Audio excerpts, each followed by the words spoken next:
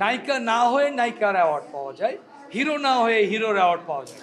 আপনি বাংলাদেশকে কিছু দেন, দিয়ে আপনি সেই যোগ্যতা অর্জন করেন এবং তার বিনিময়ে কিছু নেন। অ্যাওয়ার্ডের কোনো অনুভূতি আসলে আমি ফিল করি না। আমি মনে করি যে এখন অ্যাওয়ার্ড এমন একটি অবস্থা, মানে সত্যিকার অর্থে যারা অ্যাওয়ার্ডের যোগ্য তাদেরকে অ্যাওয়ার্ড দেওয়া উচিত, কিন্তু সেটি না হয়ে এখন অ্যাওয়ার্ড হলো গিয়ে যে কেউ পেয়ে যাচ্ছে। তাহলে সেই অ্যাওয়ার্ডের তো আমি কোনো যুক্তি আসলে আমি বুঝি না যে কেন, কী কারণ। এখান থেকে আমাদের বেরিয়ে আসতে হবে। এবং আরেকটি জিনিস আমি দেখলাম যে বাংলাদেশে এখানে এসে আমার একটা জিনিস ভালো লেগেছে, একটা জাতীয় সঙ্গীত পরিবেশনা করেছে, যেটি কখনো কোনো অ্যাওয়ার্ড আসলে প্রোগ্রামে আমি দেখিনি আজ পর্যন্ত আমার জানা সত্ত্বে। শুধু একমাত্র আমাদের যেহেতু জাতীয় চলচ্চিত্র পুরস্কার ছাড়া আমি এই পর্যন্ত পাইনি। এটি আসলে ধন্যবাদ দেওয়ার মতো। নায়িকা না হয়ে নায়িকার অ্যাওয়ার্ড পাওয়া যায়, হিরো না হয়ে হিরোর অ্যাওয়ার্ড পাওয়া যায়। আপনি বাংলাদেশকে কিছু দেন, দিয়ে আপনি সেই যোগ্যতা অর্জন করেন এবং তার বিনিময়ে কিছু নেন। আপনি কিছু করবেন না, দেশকে কিছু দিবেন না, এই জাতিকে কিছু দিবেন না, আপনি ভাইরাল হবেন খারাপ কিছু করে। এই অন্যায় করে ভাইরাল হওয়ার কোনো যুক্তি আমি খুঁজে পাই না। ভাইরাল হন ভালো কাজ করে, যেটি দেশকে কিছু দিয়ে আপনি ভাইরাল হন, যে না ভাই আমি এই কাজটি করেছি এই জাতির জন্য, এই দেশের জন্য। কারণ এই দেশটি আমরা পেয়েছি অনেক কষ্ট এবং ত্যাগের বিনিময়ে। কারণ একটি লাল সবুজের পতাকা পেয়েছি, একটি মানচিত্র পেয়েছি, এবং এটিগুলো কিন্তু not a matter of joke, এটি কিন্তু অনেক বড় রক্ত ওই সংঘর্ষের মাধ্যম দিয়ে এই দেশ অর্জন করা আমাদের। সুতরাং সুতরাং আমরা যে কিছু নিব, যে কোনো কিছু অ্যাচিভ করব, সেটি আপনার যুক্তির মধ্যে থেকে অ্যাকচুয়ালি অ্যাচিভ করতে হবে। বহুদিন লড়াই করেছে এই ফিল্ম ইন্ডাস্ট্রিতে এবং অসংখ্য ছবি নিয়েছি, কিন্তু কখনো বলতে পারিনি যে আমরা অনেক কিছু করেছি। কারণ আসলে করার সময় শেষ হয়নি। আমার কাছে মনে হয় যে অনেক কিছু করার বাকি রয়েছে, তারপর হয়তো বা এরকম অ্যাওয়ার্ড পেলে আরও ভালো লাগে।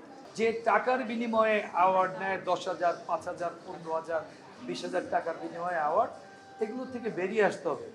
আমায় একজন ফোন করেছিল, ভাই আপনি একটা ডোনেশন দিবেন একটা অ্যাওয়ার্ড। তা আমি যে কিসের ডোনেশন বলেন?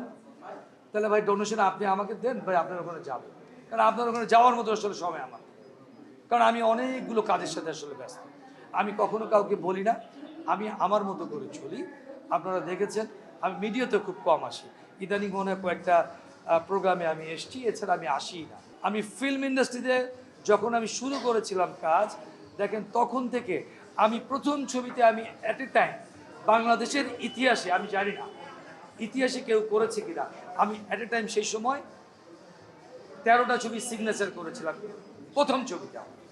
এটি বাংলাদেশের ইতিহাসে আছে কিনা আমার জানা নেই, আপনারা এই ইন্ডাস্ট্রিতে খবর নিলেই পাবেন। এটি হলো গিয়ে যেটি আমার কাছে ছিল অনেক বড় অ্যাচিভমেন্ট। এবং অ্যাচিভমেন্ট এটা এই জন্য আমি বলি, কারণ অনেক বড় সৌভাগ্য। মানুষ, পরিচালকরা বলেন, প্রযোজকরা বলেন, তখন মূল্যায়ন করেছিল, তাদের মূল্যায়নকে আমি আসলে ধন্যবাদ জানাই। এর মাঝে এখন অনেকে নেই, চলে গেছেন। অনেকে আমাকে বলেছে আপনি নাকি আর ছবি করবেন না। আসলে আমি কথাটি কখনো বলি না। আমি বলেছি দেশের পরিস্থিতি স্বাভাবিক হলে এবং আবার সেই আগের জায়গাটি যদি ফিরে আসে। আজকে একজন বলছিল যে প্রায় 1600-1700 হল ছিল না আমাদের এই সিনেমা হল ছিল প্রায় 1100 সামথিং। এই জিনিসগুলো আসলে নোটেড, অনেকে জানে না, অনেকে বলছে 1600-1700, না, মিথ্যা কথা। এটা জানতে হবে। এখন সেটা কমে চলে আসছে 60 থেকে 65টা।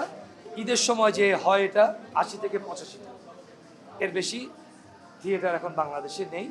আমি মনে করি যেই সরকারে আসবে সে দায়িত্ব নিয়ে এই থিয়েটার যেন বৃদ্ধি পায়, মানুষ যেন হলে ফিরে আসে। দেখেন টেলিভিশন আর মোবাইল দিয়ে ফিল্ম হয় না। মোবাইলে আপনি মোবাইল দেখবেন, কিন্তু ফিল্মের মজা মোবাইলে কখনো হয় না, টেলিভিশনে কখনো হয় না। একটি সময় ছিল ফিল্ম ইন্ডাস্ট্রিতে যখন নায়িকাদের কোনো বিবাহিত কোনো নায়িকা যদি আসতো, তখন তাদের ফিল্ম আসলে মানুষ দেখতে চাইতো না। কারণ মানুষ আসলে সবসময় টিনেজার চায়, অবিবাহিত চায়, যে তখন তাকে মানুষ ভালোবাসে। কিন্তু এখন সেটা আস্তে আস্তে সেটা অমিট হয়ে এখন বিবাহিত পার্সনরাও করছে, কিন্তু সেটা আসলে চলে কম। কারণ আপনি যে কোনো জিনিস যখন দেখবেন, নতুন একটি জিনিস যখন আবির্ভাব ঘটে বা নতুন কিছু আসে, তখন সেটার মূল্যায়নটা কিন্তু আলাদা থাকে, তার ডিমান্ড কিন্তু আলাদা থাকে।